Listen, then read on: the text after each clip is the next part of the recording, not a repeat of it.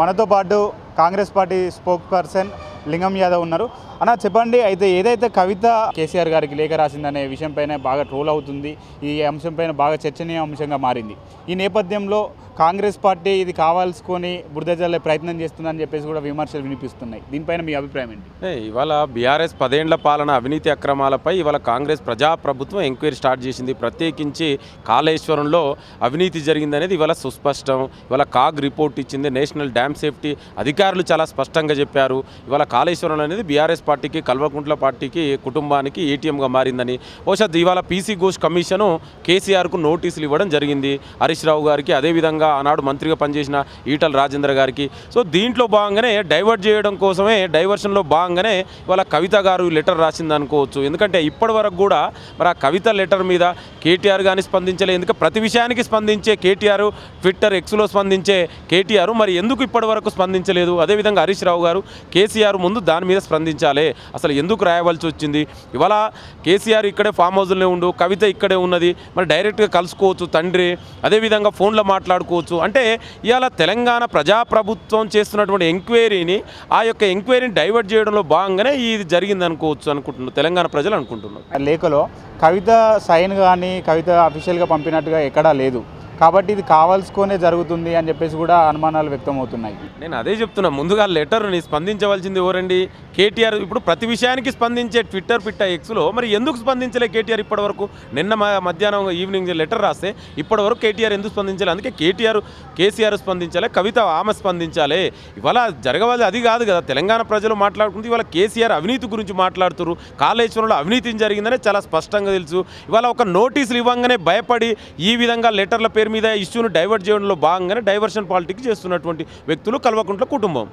అయితే BRS party మాజీ మంత్రులు ఆరోపణలు ఏంటంటే ఇదంతా కావాల్సుకునే రేవంత్ రెడ్డి డైవర్ట్ పాలిటిక్స్ రేవంత్ రెడ్డి ఆడుతున్నాడు, అభివృద్ధి చేయడం చేతగాకనే ఇలాంటి పాలిటిక్స్ చేస్తున్నారని చెప్పేసి కూడా మొన్న బీఆర్ఎస్ పార్టీ ఆఫీస్లో పెట్టినటువంటి ప్రెస్ మీట్లో వాళ్ళు ప్రధానంగా చెప్పడం జరిగింది. అలా ఎవరు డైవర్ట్ చేస్తారో తెలంగాణ ప్రజలు అందరికీ తెలుసండి. మీకు దమ్ముంటే 10 ఏళ్ల బీఆర్ఎస్ పాలన పైన, సంవత్సరన్నర కాంగ్రెస్ ప్రజాపాలన పైన చర్చ పెట్టండి. మీరు ఎన్ని ఉద్యోగాలు ఇచ్చారు, రైతులకు మీరేం చేశారు, మహిళలకు మీరేం చేశారు, చర్చ పెట్టండి. ఇవాళ దేశ చరిత్రలోనే ఎవరు చేయనటువంటి కనీ విని ఎరగని రీతిలో ఏకకాలంలో 21,000 కోట్ల రూపాయలు రుణమాఫీ ఇచ్చినటువంటి చరిత్ర కాంగ్రెస్ ప్రజాప్రభుత్వానికి. అదేవిధంగా సన్న ఓట్లకు 500 రూపాయలు ఇచ్చినటువంటి చరిత్ర కాంగ్రెస్ ప్రజాప్రభుత్వానికి. ఇవాళ ఉచిత బస్ ప్రయాణం, 500 రూపాయలకి గ్యాస్, 200 యూనిట్ల వరకు ఉచిత విద్యుత్తు, రాజీవ్ ఆరోగ్యశ్రీ ఇవాళ 10 లక్షల వరకు. అదేవిధంగా ఉద్యోగాలు ఆనాడు తెలంగాణ వస్తే ఏమొస్తుందంటే యువతకు ఉద్యోగాలు. మరి 10 ఏళ్లలో మీరు ఎన్ని ఉద్యోగాలు ఇచ్చారండి? ఇవాళ ప్రజాప్రభుత్వం సంవత్సర కాలంలోనే 60,000 ఉద్యోగాలు ఇచ్చినాయి. ఇవాళ యువత కొలువులు వస్తున్నాయంటే ఇవాళ కాంగ్రెస్ ప్రజాప్రభుత్వంలో.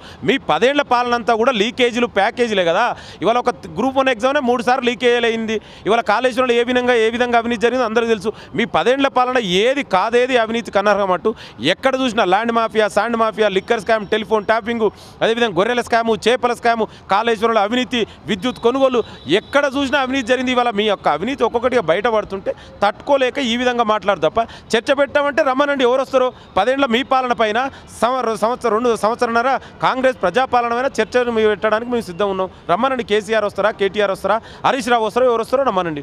ఎంతోమందికి అన్నం పెట్టినటువంటి కాళేశ్వరం ప్రాజెక్టు కుంగిపోయింది వాస్తవమే కావచ్చు, కానీ దాన్ని బాగు చేయడం పైన దృష్టి మానేసి ఇలాంటి ప్రచారం చేయడం ఏంటి అని చెప్పేసి కూడా విమర్శలు వినిపిస్తున్నాయి. ఇవాళ కాళేశ్వరంలో కడుతుంటేనే కూలిపోయినటువంటి ప్రాజెక్టులు ప్రపంచంలో ఎక్కడ ఉందా అండి?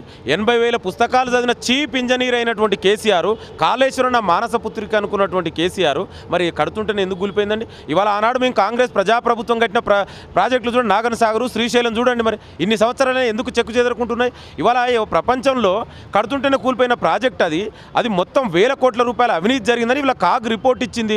ఇవాళ దాని గురించి మీరు మాట్లాడకుండా ఇష్టం ఉన్నట్టు మాట్లాడితే ఎట్లండి? ఇవాళ అక్కడ అవినీతి జరిగిందనే చాలా స్పష్టం. నోటీసులు ఇవ్వగానే మీరు ఎందుకు భయపడుతున్నారు? ఇవాళ కాళేశ్వరంలో చుక్క నీరు లేకుంటేనే ఇవాళ దేశంలోనే రికార్డు స్థాయిలో తెలంగాణ ఇవాళ క్రాప్ వచ్చింది. మరి దాని గురించి ఏమంటారు మీరు? అంటే మీరు చేసిందంతా కూడా అవినీతి అక్రమాలు, అవి బయటపడుతుంటే దాని నుంచి దృష్టి మళ్లించడం కోసం ఇట్లాంటి డ్రామాలు ఇవన్నీ కూడా బీఆర్ఎస్ నాయకులు చేస్తున్నారు. అలానే మరో విమర్శ అన్న, ఎట్లయితే రేవంత్ రెడ్డికి అధికారం ఇస్తే అందాల పోటీలను పెట్టి అధికారాన్ని అంటే అధికార వినియోగం చేయకుండా దాన్ని సమయం గడుపుతున్నారు అని చెప్పేసి కూడా విమర్శలు చేస్తున్నారు. దీనిపైన ఏంటంటే ఇప్పుడు మిస్ వరల్డ్ అనేది ప్రపంచంలో ఎక్కడైనా మిస్ వరల్డ్ జరిగితే మన దేశానికి దాదాపు 100కు పైగా దేశాల నుంచి మన రాష్ట్రానికి వస్తారు. ఈ తెలంగాణ రాష్ట్ర సంస్కృతి సంప్రదాయాలు ప్రపంచానికి తెలుస్తాయి. ఇవాళ మిస్ వరల్డ్తో పాటు అక్కడ ఉన్న ఆ దేశాల ప్రతినిధులు కూడా మన దేశానికి వస్తారు. మన రాష్ట్రానికి రావడం వల్ల మన రాష్ట్రం యొక్క ఖ్యాతి ప్రపంచానికి తెలుస్తనే ఉద్దేశంతో జరుగుతుంది. మరి గతంలో ఇవే మిస్ వరల్డ్ మహారాష్ట్ర నిర్వహించింది అన్నాడు బీజేపీ అధికారంలో. గతంలో అదేవిధంగా గోవా నిర్వర్తించింది. మరి అప్పుడేమంటారండి? దయచేసి నేనేమంటే బట్టగాల్చి మీదేసి ఇవాళ మీరు ప్రజా సమస్యల గురించి ఏదైనా ఇప్పటివరకు ప్రభుత్వం దృష్టికి తీసుకొచ్చారా? అవి తీసుకురాకుండా ఏది పడితే అది బట్టగాల్చి మీదేస్తే ఇవాళ తెలంగాణ ప్రజలే బీఆర్ఎస్ నాయకులు మాట్లాడుతుంటే నవ్వుకుంటారండి. ఇవాళ మన సంస్కృతి ప్రపంచానికి తెలుస్తుందని దాని గురించి మీరు ఎందుకు ఆలోచించరు? ఇవాళ 100 దేశాల పైగా మీడియా ప్రతినిధులు వచ్చి తెలంగాణ కల్చర్ని ఇవాళ ప్రపంచం మొత్తానికి ఎక్స్పోజ్ చేస్తున్నారు. తద్వారా మనకు రేపు రాబోయే రోజులలో తెలంగాణకు పెట్టుబడులు కూడా రాబోతుంది. ఇది కూడా ఒక మీడియా వే ఆఫ్ కనెక్షన్ కదా, ఇతర ప్రపంచ దేశాలతో మనకు ఒక కనెక్షన్ జరుగుతుంది. దాని గురించి ఎందుకు ఆలోచించరు? అనవసరంగా రాద్ధాంతం చేసి మీరు ఏదైనా ప్రతిపక్ష నాయకులు బాధ్యత ఏందండి? ప్రజా సమస్యల గురించి ప్రభుత్వం దృష్టికి తీసుకురా. మీకు దమ్ముంటే మరి సంవత్సరాల కాలంలో ఇప్పటి వరకు కేసీఆర్ కానీ కేటీఆర్ కానీ హరీష్ రావు ఏదైనా సమస్య గురించి ముఖ్యమంత్రి కానీ మంత్రులను కలుసుకొని సమస్య గురించి మాట్లాడరండి.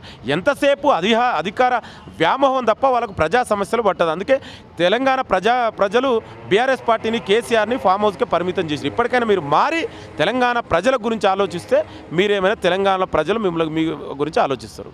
అలానే ఏదైతే కల్వకుంట్ల కవిత కొత్త పార్టీ పెట్టబోతుంది అనే చర్చ కూడా నడుస్తుందన్న, దానిపైన అంటే మీరు ప్రతిపక్ష నేతగా మీ అధికార పార్టీగా మీ సమాధానం ఏంటి దానిపైన? అండి, ఇప్పుడు బీఆర్ఎస్ పార్టీలో అంతర్గత కలహాలు స్టార్ట్ అయినాయి అనేది నిజము. ఇవాళ ఒకవైపు బీఆర్ఎస్ పార్టీ 4 గ్రూపులుగా విడిపోయింది. కేసీఆర్ వర్గం, హరీష్ రావు వర్గం, కేటీఆర్ వర్గం, కవితారావు వర్గం. ఇవాళ ఆ వర్గాల ఆధిపత్యంలో కేసీఆర్ తర్వాత ఎవరు నాయకుడు అనే ఆధిపత్యంలో భాగంగానే ఇవాళ బీఆర్ఎస్లో ఈ 4 ముక్కలుగా విడిపోయింది. చూద్దాం ఏం జరుగుతుందో. ఇవాళ ఇదేంటంటే ఇవాళ అవినీతిని కప్పిపుచ్చుకోవడం కోసం ఆడుతున్న డ్రామాగానే మేము భావిస్తున్నాం. ఇవాళ ఈ లెటర్ కానీ ఇవాళ బీఆర్ఎస్ పార్టీ నాయకులు మాట్లాడేవి అన్ని మాటలు కూడా. కాళేశ్వరం సంబంధించినటువంటి అంశాన్ని పక్కదో పట్టించడానికి మాత్రమే ఇది డైవర్షన్ పాలిటిక్స్గా ఒక లేఖను విడుదల చేశారని చెప్పేసి కూడా కాంగ్రెస్కు చెందినటువంటి నాయకులైతే చెప్తా ఉన్నారు. చూస్తూనే ఉండండి 4 Sides TV.